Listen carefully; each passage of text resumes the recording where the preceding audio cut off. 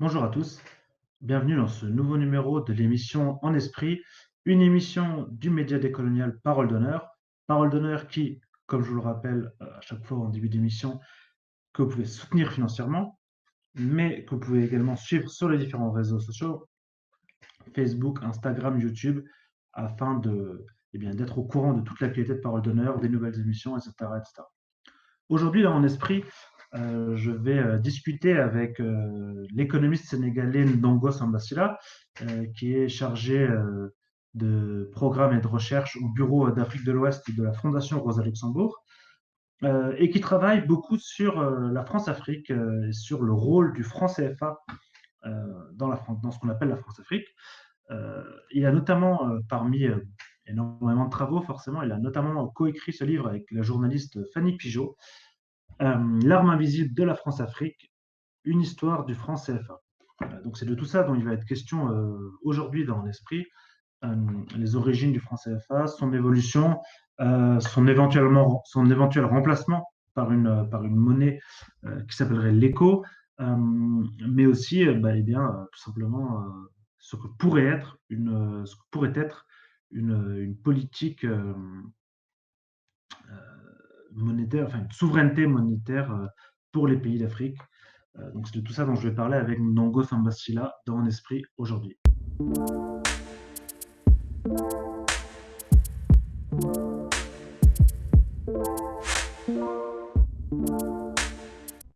Dans un premier temps, l'idée c'est de revenir déjà sur les origines du franc CFA, euh, sur le développement d'un système monétaire en Afrique par la colonisation, parce que dans le livre que vous avez écrit avec, avec Fanny Pigeot sur l'histoire du franc CFA, vous écrivez que pendant la période précoloniale, il y avait plusieurs types de monnaies qui circulaient en Afrique. Alors, vous citez des boules de caoutchouc, des barres de fer, des coquillages, etc. etc. Et vous rappelez qu'en fait, ces monnaies, ce n'était pas uniquement un moyen de paiement, mais que ces monnaies, elles aidaient aussi à reconfigurer les rapports sociaux.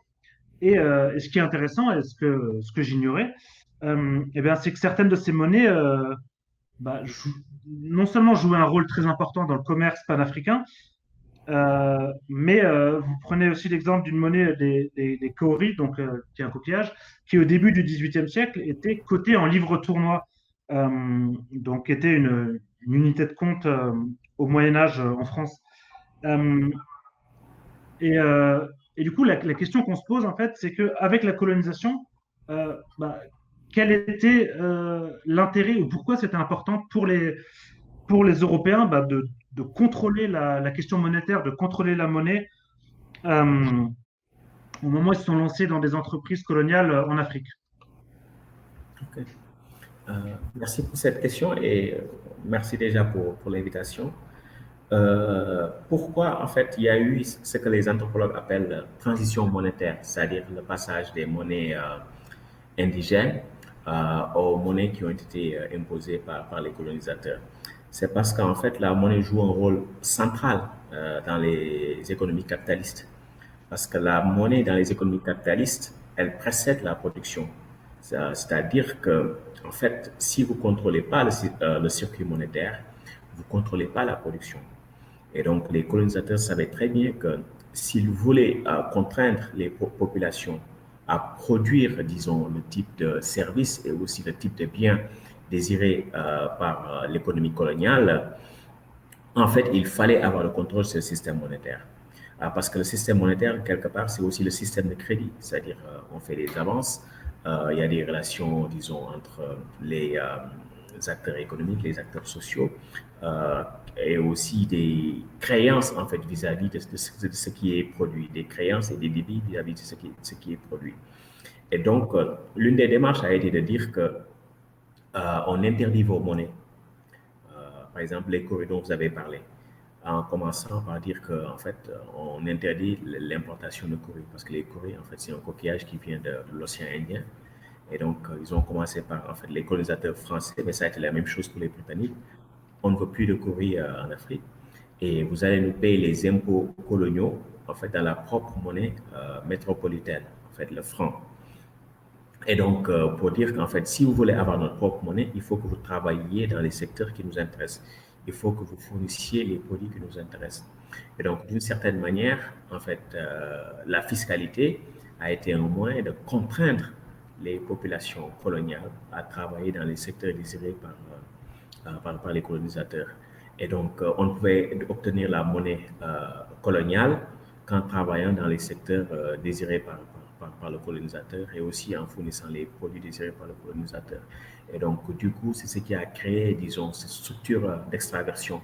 Au lieu que les paysans continuent, disons, à produire des cultures vivrières, ils sont subitement mis à produire des cultures d'exportation pour pouvoir avoir accès à la monnaie coloniale et pouvoir payer leurs impôts et voilà, avoir accès aux autres biens de l'économie coloniale. Donc la monnaie, c'est cardinal. C'est au départ. Euh, donc il y avait aussi un intérêt commercial pour la France notamment. Euh, et, euh, et du coup, si j'ai bien compris, au départ, euh, le, il y a, la zone franc a été instaurée en Afrique dans les années 30. Euh, mais si je ne me trompe pas, la monnaie utilisée, c'était le franc français. Et le franc CFA, il a été introduit après la Seconde Guerre mondiale. Euh, pourquoi, c'est une question peut-être un peu naïve, mais pourquoi ce changement en fait? Qu'est-ce que qu'est-ce que ça a changé puisque en fait il y avait toujours un empire colonial, mais pourquoi on est passé de l'utilisation du franc français en Afrique à l'instauration d'une monnaie, le franc CFA, d'une sorte de nouvelle monnaie? Oui, en fait, c'est le franc métropolitain qui circulait dans la majeure partie de l'Empire français, à quelques exceptions près, en Asie par exemple. Mais c'est le franc métropolitain. Mais le franc métropolitain qui circulait dans l'Empire colonial était rendu, disons, plus exotique, quoi. C'était pas les mêmes billets et les mêmes pièces, mais c'était des billets et pièces un peu exotiques avec des, voilà, des graphismes voilà, différents. Ce qui s'est passé, c'est qu'au sortir de la Seconde Guerre mondiale, la France est sortie, disons, ruinée, affaiblie économiquement. Et donc, la monnaie française devait être dévaluée, c'est-à-dire que sa valeur vis-à-vis de l'or, vis-à-vis du dollar, vis-à-vis de la livre sterling devait être revue à la baisse. Et donc, la question qui se posait, c'est qu'en fait, est-ce qu'il fallait avoir le même taux de dévaluation pour tout l'Empire ou bien avoir des taux d'évaluation différents? Pourquoi? Parce que la France avait beaucoup plus souffert de la guerre que les colonies. Et donc, le niveau des prix en France avait augmenté, disons, prodigieusement, disons, entre 39 et 45. Et donc, si on voulait maintenir ce qu'ils appelaient une unicité monétaire, c'est-à-dire que le principe, un empire, une monnaie, il fallait avoir le même taux de dévaluation.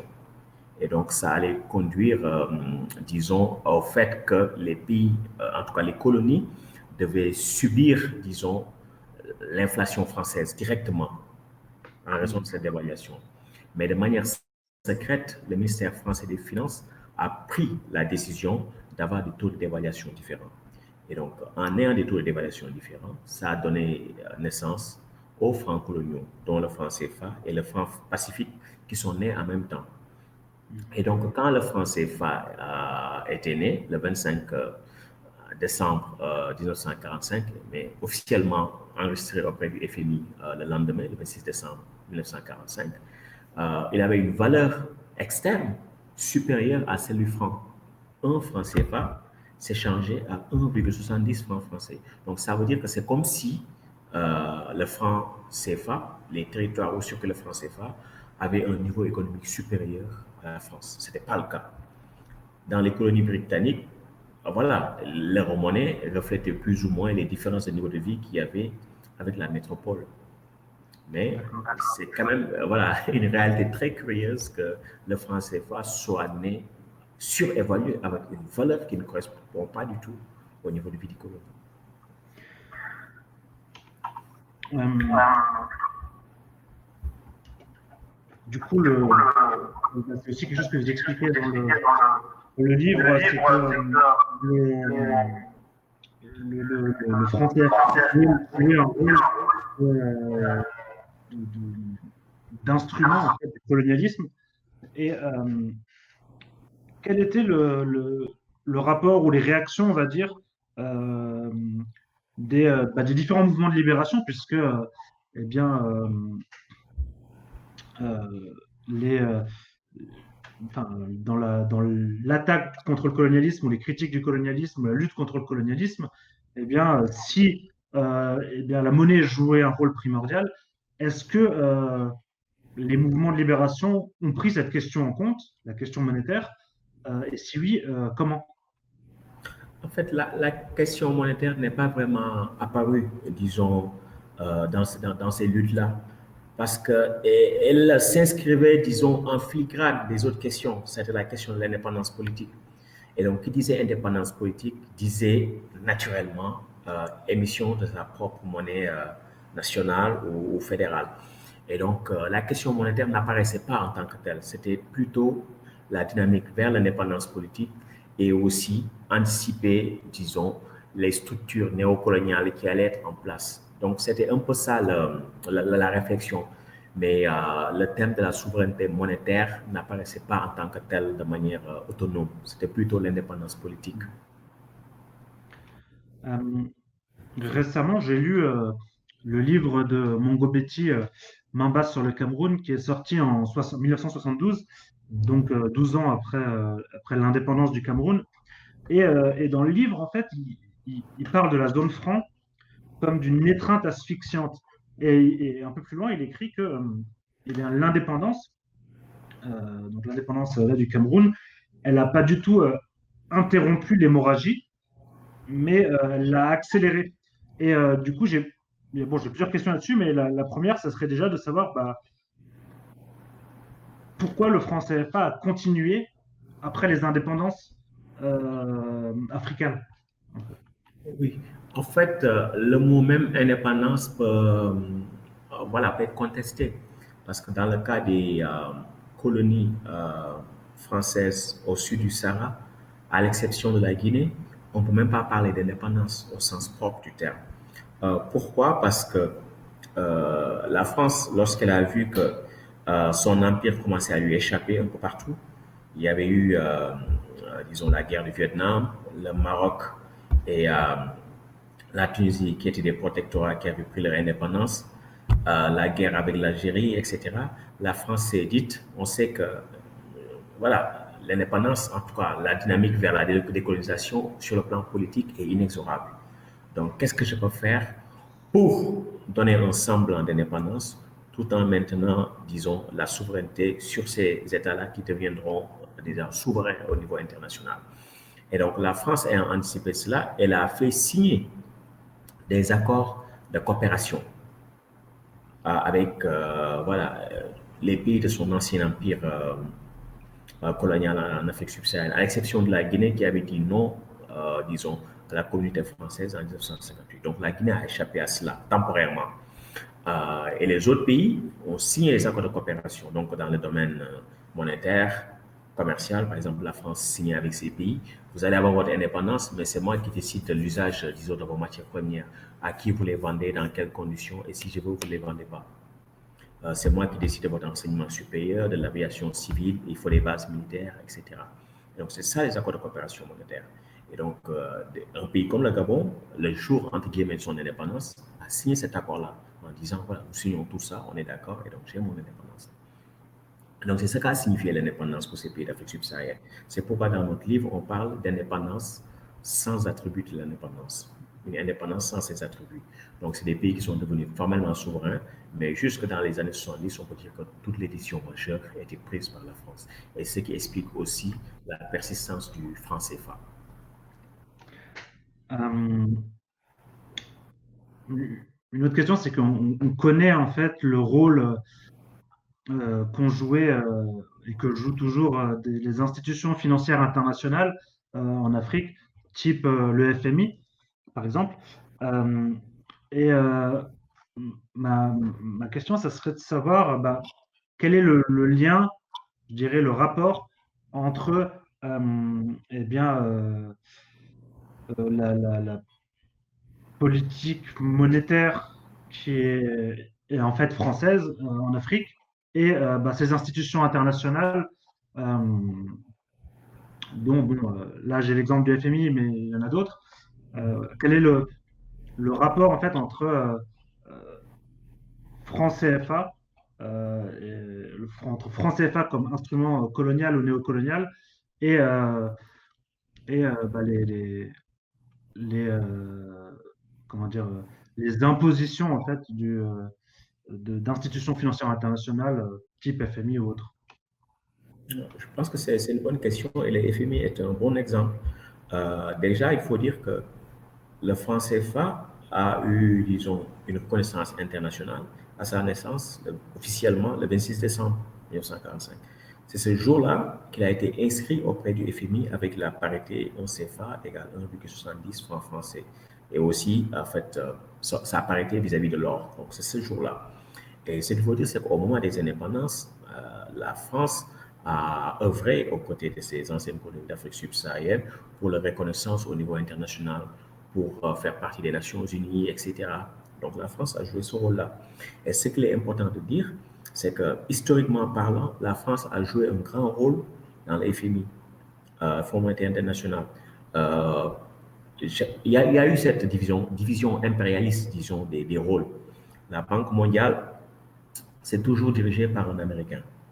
Et le FMI, disons, c'est toujours dirigé par un Européen et le vice-président, il est américain. Et figurez-vous que, en fait, depuis la naissance, disons, de ces institutions-là, après la Seconde Guerre mondiale, le FMI a été dirigé par une période importante par des directeurs français. Donc, il y a beaucoup de noms, Strauss-Kahn, il y a eu Lagarde. Avant ça, il y a eu beaucoup d'autres noms français. Donc, ça veut dire qu'à chaque fois, la France est en pôle position pour diriger le FMI. Et ce qu'il est intéressant de dire, c'est qu'au sein du FMI, voilà, c'est la France qui, en tout cas, tire les ficelles d'une certaine manière par rapport à ce qui s'écrit sur les pays africains qui utilisent le franc CFA.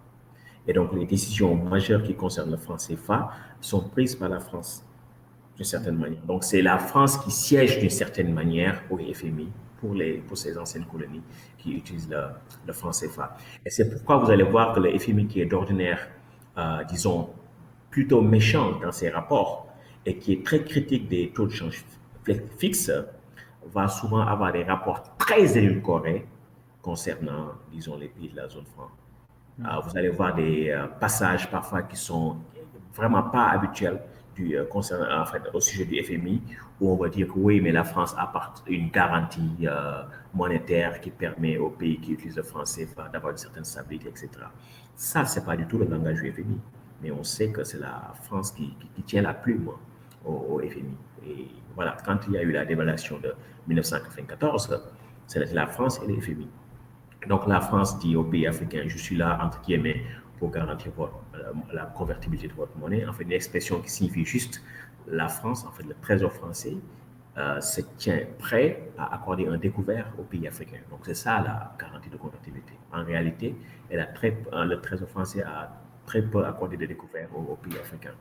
Et donc la France, en fait, en s'arrogeant ce rôle, elle prend un peu la place du FMI, parce que ça, c'est le rôle du FMI à l'échelle internationale.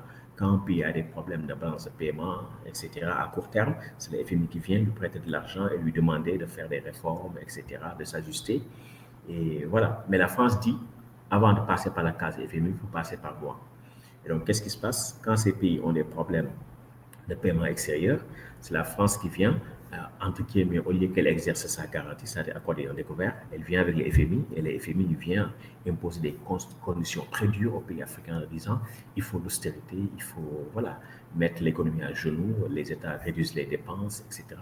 Et donc voilà, vous ajustez. Et donc, quand les FMI est là, ça veut dire que la prétendue garantie française n'est jamais opératoire. Et donc, il y a ce rôle-là qui joue bon flic, méchant flic, et au détriment des pays africains, malheureusement.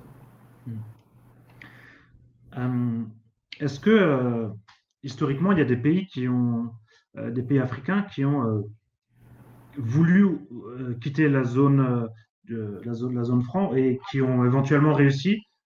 Ou sinon, pourquoi en fait Est-ce que c'est compliqué de quitter cette zone pour les pays africains? En fait, tous les pays ont quitté, sauf la majorité en Afrique subsaharienne. Parce que là, comme je vous ai dit, la France a un peu pris les devants et leur a fait signer des accords de coopération, y compris dans le domaine monétaire. Et ce qu'il faut dire, c'est que généralement, les premiers dirigeants des pays d'Afrique subsaharienne ont pour la plupart été formés en France. Et donc, du coup, on peut dire même que ces dirigeants-là faisaient partie de l'élite française.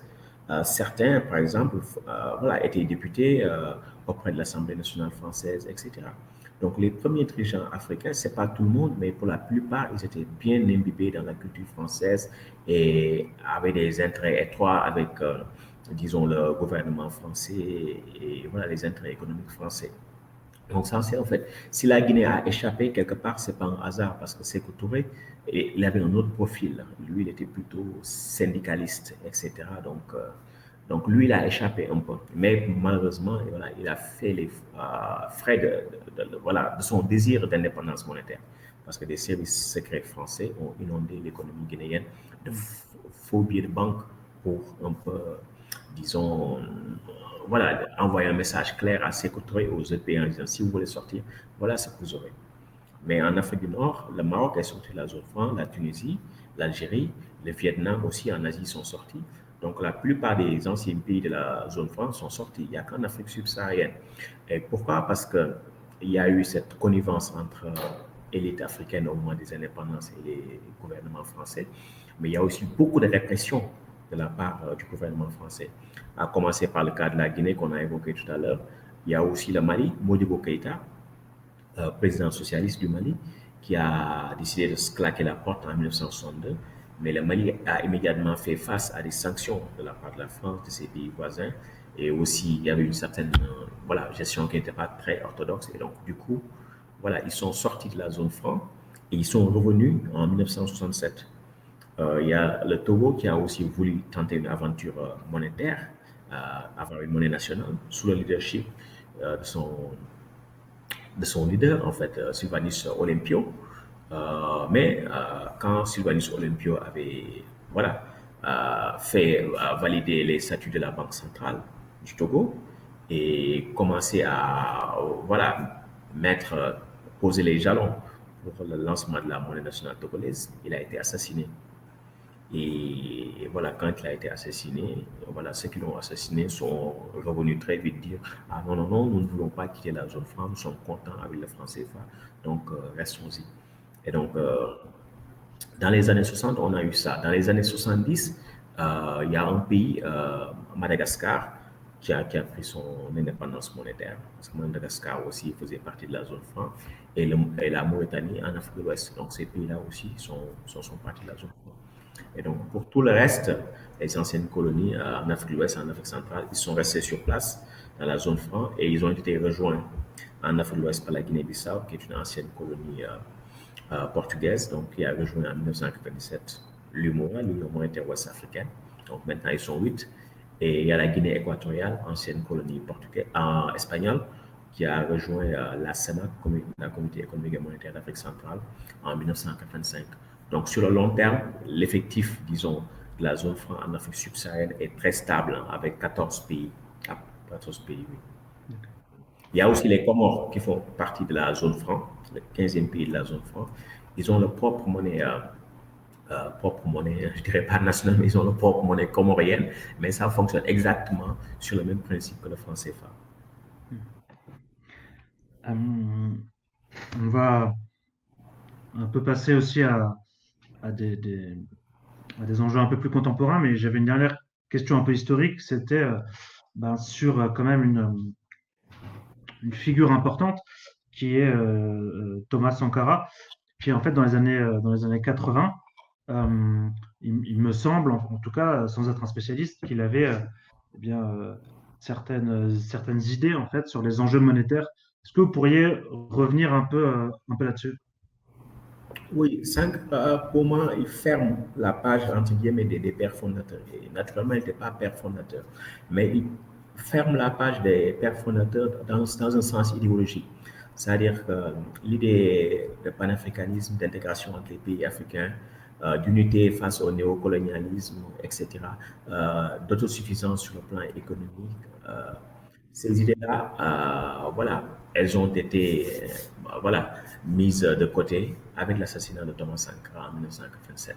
Sankara n'a pas beaucoup parlé des questions monétaires, mais on peut trouver des passages où il dit que voilà, le franc CFA, c'est clairement pas une monnaie africaine, c'est une monnaie pour perpétuer les intérêts français. Mais sa critique était beaucoup plus générale dans le sens où ce qu'il demandait, c'est en fait une unité africaine pour aller de l'avant, c'est-à-dire mettre fin à nos querelles internes. Quand les Africains achètent des armes, mais c'est pour voilà, faire la guerre à d'autres Africains. Généralement, c'est ça que ça dit. Pourquoi devons-nous acheter des armes alors que voilà, nous pouvons mettre l'argent des armes ailleurs pour nourrir nos populations? Pourquoi devrions-nous payer la dette, nous Africains, alors qu'on sait que cette dette a des origines coloniales? Si nous payons la dette, nous mourrons, alors que voilà, nos créanciers, voilà, voilà, ils ont joué au casino et ils ont perdu, c'est tout. Nous visons de payer la dette. Donc, il avait des idées féministes très avancées, des idées écologistes très avancées. Et donc, ces idées révolutionnaires, à l'époque, ne pouvaient pas être absorbées par les dirigeants africains parce qu'ils avaient peur, parce qu'ils disent si les idées de Sankara pénètrent les masses, mais voilà, on ne pourra pas avoir voilà, ces dirigeants qui sont là pendant 30 ans, ces dirigeants qui sont soumis à différentes formes d'impérialisme, de néocolonialisme, etc. Donc Sankara était une figure très, très, très dérangeante. Et donc, du coup, voilà, ce qui lui est arrivé, malheureusement, n'a pas été une surprise. C'est des idées qui ne pouvaient pas être absorbées. Mais ce qui est bien, c'est que c'est des idées qui sont toujours là et qui sont redécouvertes par les jeunes générations. Quand il y a eu le mouvement social, l'insurrection populaire qui a fait tomber Blaise Compaoré en 2014, voilà, c'est d'une certaine manière cette jeunesse-là qui s'est appropriée les idées de Sankara.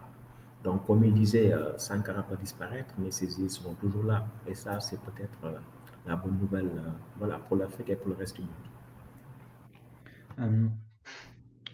Euh, du coup, vu que euh, le franc CFA en fait a été mis en place comme vous l'avez rappelé ben, par la France colonisatrice, une question qu'on pourrait se poser en fait, c'est est-ce que quelque chose a changé avec la mise en place de la zone euro en Europe? Euh, est-ce que ça a changé quelque chose dans cette question monétaire en Afrique? Oui, oui, il y a eu des changements. Changements à la fois de l'ordre des arrangements institutionnels et changements économiques. Changement de l'ordre des arrangements institutionnels. Jusqu'alors, la France avait, disons, le monopole de la gestion du franc CFA. On peut même dire des francs CFA, Afrique de l'Ouest, Afrique centrale et même Comores. Et donc, ce qui s'est passé, c'est que la France avait sa chasse gardée monétaire et voilà, personne n'avait le droit de dire quoi que ce soit. Quand la France a abandonné sa monnaie nationale, le franc français pour l'euro en 1999, et donc la France a passé des accords avec ses voisins, les pays de l'eurozone. Pourquoi? Parce que la France voulait euh, continuer l'arrimage du franc CFA à l'euro. Parce qu'au départ, le franc CFA a toujours été arrimé au franc français. La France l'a toujours voulu ainsi. Et donc la France, il faut qu'on continue cette relation. Comme j'ai plus ma propre monnaie, mais il faut qu'on continue avec la zone euro, qu'on arrête le franc CFA à l'euro. Donc il y a des pays qui ont dit, le principe de l'arrimage, il n'y a pas de problème. De toute façon, ces pays, même indépendamment, ils ont le droit de le faire. Mais la France dit vouloir accorder une garantie de convertibilité. C'est-à-dire que le Trésor français est prêt à accorder des lignes de crédit aux pays africains. Alors que dans le cadre de la zone euro, il y avait ces fameux critères de Maastricht, c'est-à-dire des critères de gestion macroéconomique. Il ne faut pas dépasser 3% de déficit public, pas un certain niveau d'endettement public, etc. Et donc, il y avait certains pays qui se disaient, ah, mais est-ce que vous allez continuer à respecter les engagements européens? Si vous êtes prêt à accorder des lignes de crédit aux pays africains, on n'est pas sûr, il faut nous donner des garanties. Et il y a d'autres pays comme l'Allemagne et l'Autriche qui disaient, mais cette relation-là, est-ce qu'elle ne profite pas seulement à la France? Est-ce qu'elle ne va pas créer en fait, une compétition déloyale entre la France et ses autres partenaires européens? Et donc, il y a certains pays qui disent non, non, non, on ne va pas laisser la France gérer l'affaire seule, il faut que les Européens aient un droit de regard. Et donc, le 23 novembre 1998, il y a eu un petit document, hein, une décision du Conseil de l'Union européenne qui a formalisé, disons, l'arrimage du franc CFA à l'euro, en disant que si jamais il doit y avoir des évolutions au sein de la zone franc, par exemple, il y a de nouveaux membres, ou bien la France veut changer les termes de la garantie de convertibilité, il faudra nécessairement consulter les, les autorités politiques et monétaires de l'eurozone pour avoir leur avis. Et si jamais aussi la France veut évaluer le franc CFA, il faut en informer préalablement les autorités également politiques et monétaires de l'eurozone. Et donc, ce qui veut dire que le franc CFA, depuis 1999, est sous une double tutelle, française et européenne. Ça, c'est l'aspect, disons, gestion institutionnelle. Mais il y a un aspect économique. L'aspect économique a trait, à la, disons, à la question de la pertinence à fixer le franc CFA à l'euro. Parce que l'euro, dès le début, a voulu être une monnaie forte, rivale du dollar. Et donc, ce qui s'est passé, c'est que, voilà, ça a été lancé en 1999, mais à partir de 2002, on a vu que l'euro a connu un bon, disons, prestigieux, en fait, prodigieux vis-à-vis du dollar. Entre 2002 et 2008, l'euro s'est vraiment beaucoup apprécié, c'est-à-dire a pris beaucoup de la valeur par rapport au dollar. Et donc ça a posé des problèmes énormes pour les pays qui utilisent le franc CFA. Pourquoi? Parce que la plupart de ces pays, en fait, exportent en dollars. Et donc ça veut dire que ces pays-là aussi ont des concurrents, voilà, qui produisent, en fait, et qui exportent en dollars. Et donc, quand l'euro prend de la valeur, ça veut dire que les pays qui utilisent le franc CFA perdent en termes de compétitivité. Et donc, même si c'est pour des produits pour lesquels les arguments de compétitivité ne jouent pas trop, comme les produits primaires, le fait est que quand ces pays reçoivent des dollars, quand ils les convertissent en francs CFA, voilà, ils perdent un peu au change parce que la valeur en francs CFA est beaucoup moindre qu'auparavant. Et donc, du coup, on a vu que l'arrimage du franc CFA à l'euro a réduit davantage la compétitivité des pays africains. Donc, ça les a plutôt condamnés à être des économies d'importation. C'est-à-dire qu'au lieu de produire sur place, il est plus facile d'importer parce que la monnaie, elle est forte, parce qu'elle est arrimée à l'euro. Vous voyez là le contexte dans lequel nous vivons, le contexte là de la pandémie, à coronavirus, le dollar a chuté relativement un peu depuis le mois de mai. Mais comme le dollar a chuté vis-à-vis de l'euro, le CFA a augmenté vis-à-vis du dollar dans les mêmes proportions que l'appréciation de l'euro vis-à-vis du dollar. Donc ça veut dire qu'on a une monnaie qui est structurellement surévaluée et qui ne bénéficie pas forcément aux pays africains, en tout cas pour diversifier leur production domestique et avoir des productions qui soient compétitives à l'exportation. Euh, Récemment, on a pas mal entendu parler du projet du franc CFA ou de remplacement du franc CFA par une autre monnaie qui s'appellerait l'ECO. Euh, la- ma question, en fait, elle est un peu double. D'une part, enfin, je sais que vous êtes très critique, il me semble, par rapport à ce projet. Est-ce que vous pourriez revenir sur vos critiques? Et d'autre part, c'est une question qui va un peu avec la première. De manière générale, qu'est-ce que vous pensez de l'idée d'une monnaie unique à plusieurs pays d'Afrique subsaharienne? OK. L'ECO, il faut commencer par dire que l'ECO, au départ, c'est un projet de monnaie unique régionale pour les 15 pays de la CEDEAO. Donc, la CEDEAO, c'est la Communauté économique des États d'Afrique de l'Ouest. Donc, c'est les 8 pays qui utilisent le franc CFA, plus leurs 7 pays voisins. Donc, il y en a, oui, il y a les 5 anglophones, plus la Guinée, plus le Cap-Vert. Donc, 15 pays. Et donc, depuis le début des années 80, 1983, ces pays se sont dit, il faut que nous intégrions, qu'on gère notre propre monnaie unique. Et donc, au début des années 2000, ce projet a été relancé, mais à chaque fois, il a dû être reporté, et pour des raisons diverses. Et en 2019, les pays se sont mis d'accord sur quelques points.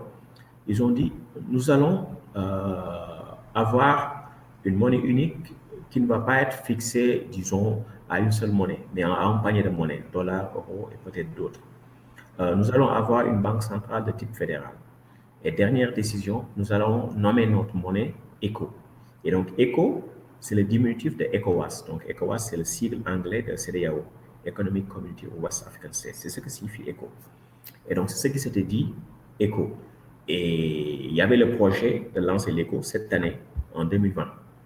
Mais la décision devait être prise en décembre 2019. Et qu'est-ce qui se passe en 2019, décembre 2019? Le 21 décembre, le président Macron se rend à Abidjan et voit son homologue Alassane Ouattara. Le jour même où la CEDEAO est censée se prononcer sur l'avenir de l'ECO à 15, et donc les présidents Ouattara et Macron disent: Ah, nous allons mettre fin au franc CFA. Le franc CFA va maintenant s'appeler ECO. En 2020, juillet 2020, il va s'appeler ECO.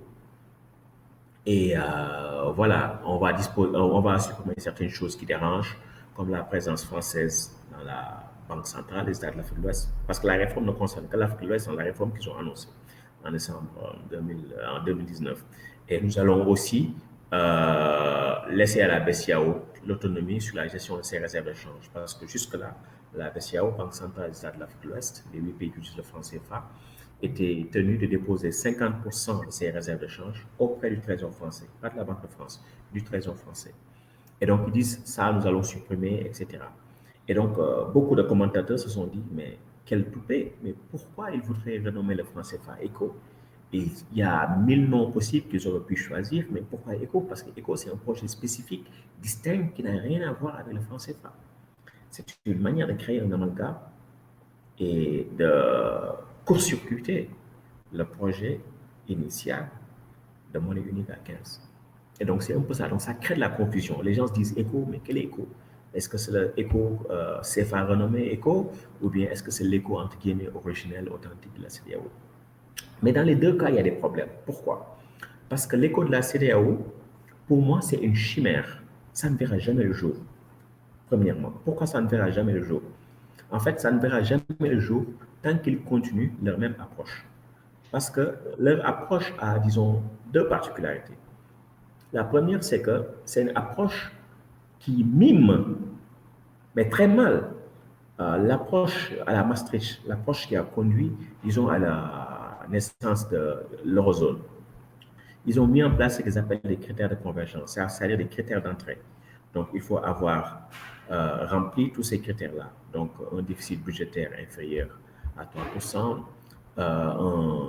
un niveau de dette publique inférieur à 70%, un niveau d'inflation inférieur à 10%, etc. Et donc, ces critères-là, même les pays européens ne les ont pas tous remplis. Certains pays ne les ont pas remplis.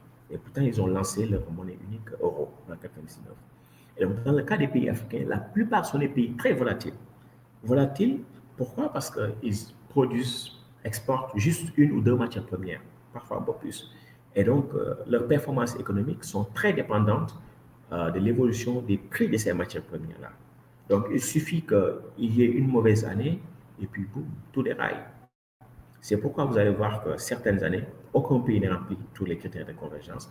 Une autre année, il n'y a qu'un seul pays ou deux. Donc, ce n'est pas sérieux comme approche. En 2019, par exemple, il se disait qu'il n'y avait que le Togo qui pouvait, qui remplissait tous les critères de convergence. Togo, c'est un petit pays. L'autre, disons, problème, c'est qu'ils disent qu'il faut une approche graduelle. C'est-à-dire, les pays qui sont prêts vont lancer l'éco. Donc, en 2019, c'était le Togo qui était prêt, entre guillemets. Pour moi, le Togo n'était même pas prêt. Mais je disais que le Togo était prêt. Donc, ça veut dire que c'est le Togo tout seul qui va lancer l'éco. Le Togo qui n'a pas sa propre monnaie nationale. Comment ce serait possible? Quand les Européens ont lancé l'euro, mais il y avait l'Allemagne, il y avait la France, l'Italie, l'Espagne, etc. Donc, des pays puissants qui peuvent garantir voilà, une monnaie internationale solide, etc. Et donc, ça veut dire que cette approche gradualiste-là, pour moi, elle est absurde. Parce qu'on ne peut pas dire que ceux qui sont prêts vont lancer l'éco. Parce que ça veut dire que les petits pays, s'ils sont prêts, c'est eux qui vont lancer cette monnaie-là. Mais ça va être l'échec. Donc, pour moi, ils ont mis en place une approche qui garantisse le statu quo. Pourquoi? Parce que c'est une question politique. Le Nigeria n'est pas prêt à être dans une zone monétaire où il n'est pas le boss. Le Nigeria, c'est près de 2 tiers du PIB de toute l'Afrique de l'Ouest et de la Mauritanie. Et c'est aussi plus de la moitié de sa population. Donc, on va avoir une politique monétaire, qui reflèterait par exemple la conjoncture de la Gambie, du Cap-Vert, ou même du Sénégal ou de la Côte d'Ivoire. Donc c'est le Nigeria. Et le Nigeria, si on compare par rapport à la zone euro, c'est l'Italie, la France et l'Allemagne combinée. C'est ça le Nigeria. Dans la zone euro, on sait que c'est l'Allemagne qui est le boss. Mais l'Allemagne, c'est rien par rapport au Nigeria. Donc, si on va avoir une monnaie unique à 15, il faut d'ores et déjà dire que le Nigeria va être le boss. Après, il faut lui demander des garanties. Mais le Nigeria lui-même ne peut pas être le boss parce qu'il se dit, si cette monnaie-là n'est pas ma monnaie, ça ne m'intéresse pas.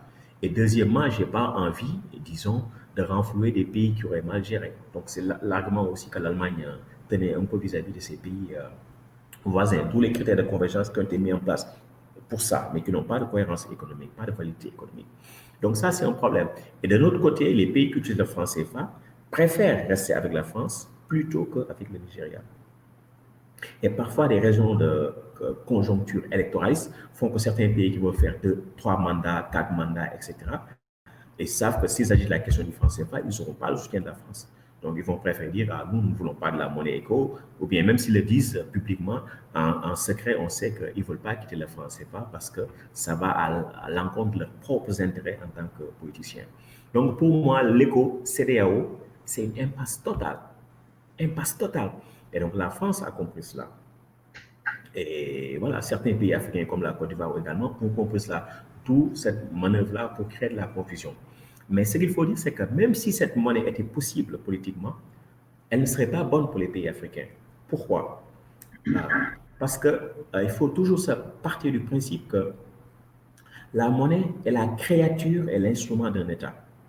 Donc, si vous voulez avoir une monnaie unique à 15, il faut vous préparer à l'État fédéral à 15. Déjà, si vous avez l'État fédéral, tant mieux. Vous avez votre propre monnaie unique et ça marche. Si vous regardez bien, partout à travers le monde, le principe qui règne, c'est un État, une monnaie. Et c'est ce principe-là qui est normal. Il n'y a que la zone euro qui est une zone monétaire qui a été créée après la période coloniale. À part ça, toutes les autres zones monétaires qui existent dans le monde sont des zones monétaires créées durant la colonisation. Donc, c'est des zones qui doivent être décolonisées. Donc, c'est pourquoi la vraie critique du franc CFA, si on met de côté la critique, disons, politico-symbolique, c'est-à-dire, la France est toujours là, ça s'appelle CFA, franc des colonies françaises d'Afrique, et puis ça a été renommé, etc. Cette critique-là, elle est importante, mais elle ne suffit pas. Ce qu'il faut voir, c'est que tous ces pays-là partagent la même monnaie, mais ne devraient pas partager la même monnaie parce qu'ils ont des fondamentaux économiques différents. Ils ont des priorités différentes. Ils ont des niveaux de développement différents. Et plus grave, il n'y a pas d'État fédéral. Supposons qu'on ait une monnaie unique à 15. Il y a une grande banque nigériane qui est au Cap-Vert. Cette grande banque nigériane, peut-être, elle pèse plus que le PIB du Cap-Vert. Cette banque nigériane l'a fait faillite. Qui va la renflouer si on n'a pas d'État fédéral? Personne. Ouais. Donc, une monnaie unique, pour qu'elle marche, ça suppose une forme d'intégration politique avancée. Les Européens, ils n'avaient pas compris ça au départ. Maintenant, ils l'ont compris. Mais peut-être que jusque-là même, ça ne va pas encore. Et donc, pourquoi nous, Africains, nous devrions faire les mêmes erreurs dont les Européens se sont rendus compte? Donc, à mon avis, il est possible d'avoir une alternative qui aille dans le bon sens. Et c'est ce que dans notre livre, nous appelons les monnaies nationales solidaires. C'est-à-dire que, pourquoi voulons-nous une monnaie unique? Si c'est pour le commerce entre nous, faciliter le commerce entre nous, mais nous pouvons avoir des alternatives. Par exemple, on peut avoir une monnaie commune, pas une monnaie unique. C'est-à-dire qu'on a une unité de compte et on commerce dans cette unité de compte-là. Les banques centrales peuvent s'octroyer réciproquement des lignes de crédit. C'est-à-dire que le Sénégal va commercer avec le Ghana, la Banque centrale du Ghana va dire, vous avez tant de CDI chez moi, tant de milliards de CDI ou de millions de CDI. Et la Banque centrale, disons, nigériane va faire la même chose, la Banque centrale voilà, du Cap-Vert. Donc, il y a ces possibilités-là. Si nous voulons être beaucoup plus solidaires dans notre gestion des réserves de change, mais nous pouvons mettre en place un fonds monétaire africain qui serait continental, régional, ça ne dépendra que de nous. Donc, pour moi, il y a des alternatives qu'on peut mettre en place qui permettent d'avoir les avantages attendus d'une monnaie unique sans ces inconvénients. Parce que les monnaies uniques, c'est sérieux. C'est-à-dire que vous perdez votre souveraineté politique. Parce que quand vous n'émettez pas votre monnaie, vous n'êtes plus souverain sur le plan politique. Parce que sur le plan financier, vous fonctionnez comme une colonie.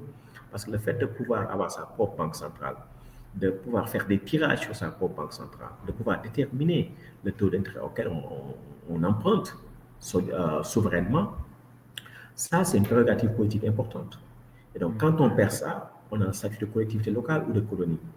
Et donc, c'est pourquoi, au lieu d'aller vers des expériences extrêmes, comme des monnaies uniques sans souverain, c'est-à-dire sans État fédéral derrière, donc il faut mieux aller vers des formules, disons, beaucoup plus solidaires et qui ne soient pas si extrémistes.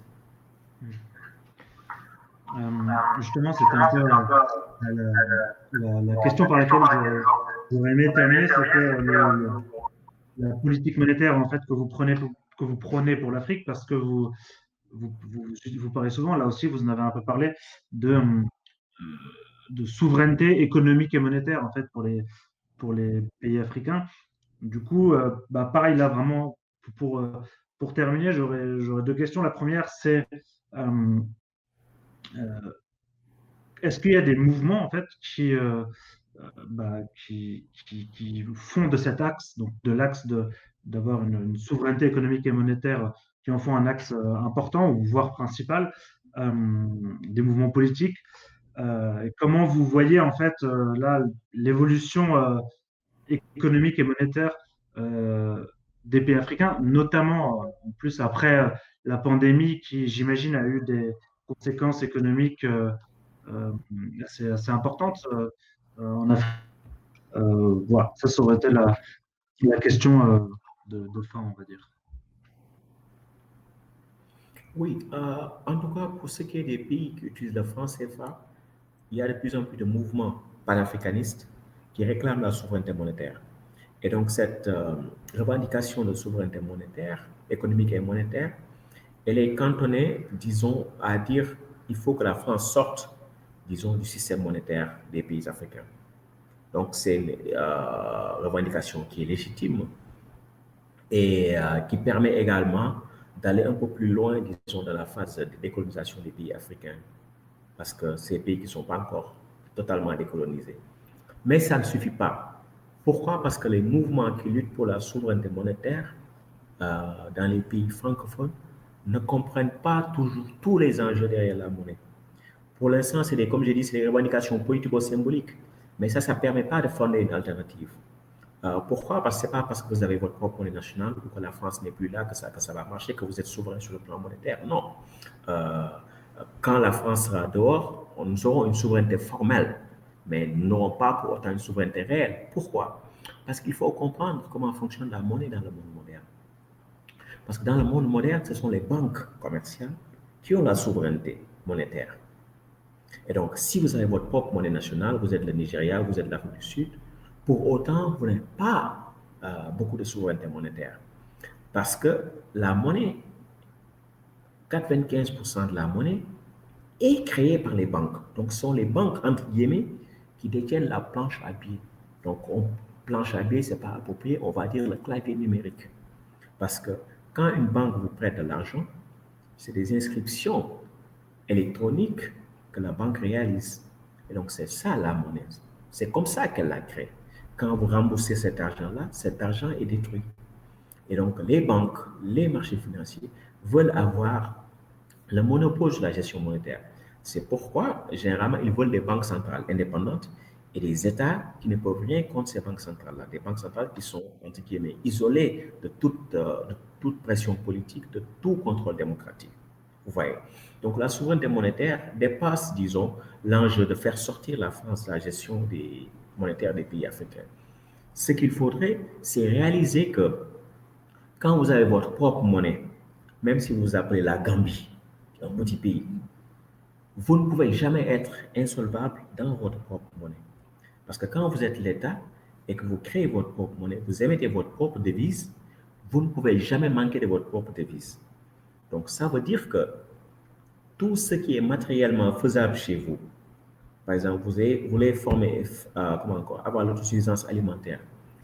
La question que vous devez vous poser, c'est est-ce que vous avez les travailleurs pour cela? Est-ce que vous avez les terres? Est-ce que vous avez les ressources qui vont, etc., pour pouvoir produire les aliments que vous voulez? Vous les avez, vous n'avez pas de contrainte de financement. Vous n'avez pas besoin de prêts de la Banque mondiale, du FMI, ni de prêts de pays partenaires. Vous n'avez pas besoin d'investissement étranger. Donc, ce sera à l'État, à travers le système bancaire, qui coopère avec la Banque centrale, de mettre à disposition ces fonds-là. Parce que l'argent, voilà, c'est juste des inscriptions sur des comptes bancaires. Et donc, quand vous avez le monopole de votre propre monnaie, voilà, vous pouvez créer de l'argent pour financer tout ce qui est utile à votre économie, pour augmenter la prospérité de votre économie. Mais en Afrique, nous raisonnons à l'envers. Nous disons, nous n'avons pas d'argent. Et nous avons beaucoup de ressources. Nous avons des jeunes qui sont là prêts à travailler. Nous avons des terres en abondance. Nous avons des matières premières en abondance. Nous disons, on n'a pas d'argent. On va tendre la main à la Banque mondiale, au FMI, à la France, aux États-Unis en disant, nous n'avons pas d'argent. Eux, ils disent, nous n'avons pas vos ressources, mais on a de l'argent. Mais c'est quoi l'argent? Les inscriptions sur les comptes bancaires. Et quand ils nous prêtent de l'argent, ils nous donnent, ils nous disent, vous avez des dollars, mais ces dollars sont à New York. Donc, vous pouvez utiliser ces dollars que pour des achats à l'étranger ou pour payer votre dette en dollars. Mais vous ne pouvez pas utiliser cela pour utiliser cet argent-là pour financer des projets domestiques, vous devez créer vous-même votre propre monnaie pour pouvoir financer ça. Donc, pourquoi attendre qu'on vous donne des prêts ou qu'on vous donne de l'argent pour pouvoir financer des choses que vous pouvez financer vous-même avec votre propre monnaie nationale? Et donc, c'est ça qu'il faut comprendre. Donc, un État qui va avoir de la souveraineté monétaire, indépendamment, disons, de la question de la domination française, cet État doit tout faire pour éviter de s'endetter en monnaie étrangère et faire le maximum pour partir des ressources réelles. Quand on dit ressources réelles, c'est-à-dire la terre, la main-d'œuvre, les équipements, les savoirs, partir de ce que vous avez. Parce que quand vous partez de ce que vous avez, vous n'avez pas de contrainte de financement dans votre propre monnaie. Donc, c'est comme ça que nous devrions réfléchir. Au lieu de dire que nous n'avons pas d'argent, dire quelles sont les ressources que nous avons et qu'est-ce que nous pouvons faire à partir de là. Et donc, l'Afrique, quand on regarde tout le continent du nord jusqu'au sud, mais regardez les ressources que nous avons en abondance. Et donc, si nous raisonnons très bien, si nous mettons en place des systèmes bancaires auto-centrés et avec des banques centrales agents de développement, mais il n'y a aucune raison pour qu'on demande qu'on soit dépendant de l'extérieur pour le financement de notre développement. Et ce qu'il faut dire également, c'est que pourquoi on dit souveraineté économique et monétaire, c'est parce que si vous n'avez pas le contrôle aussi sur vos ressources, mais votre monnaie ne servira pas à grand-chose. Donc, c'est pourquoi l'économie et la monnaie, ça va de pair. Donc, ce qui est important, c'est les ressources réelles. Et si les ressources réelles sont contrôlées par d'autres, mais ça va se refléter au niveau de votre gestion monétaire. Et donc, c'est ça qu'il faut comprendre. C'est-à-dire que quand on dit aux pays qui n'ont pas d'argent, c'est faux. Les pays ne peuvent jamais manquer de leur propre devise. Le Ghana ne peut jamais manquer de cédis. Le Nigeria ne peut jamais manquer de naira. L'Afrique du Sud ne peut jamais manquer de rente. La question, c'est est-ce que vous avez les ressources réelles? Si vous les avez, vous pouvez financer dans vos propres monnaies nationales. Mais le modèle de développement que nous avons, c'est de dire nous ne partons pas de nos ressources, on part des ressources des autres, ou bien nos ressources sont contrôlées par les autres. Et donc, c'est ce schéma-là qu'il s'agit de transformer. Très bien. Eh bien, merci beaucoup pour votre disponibilité. Merci à vous. Quant à nous, nous nous retrouvons donc le mois prochain pour un nouveau numéro d'un esprit. À bientôt.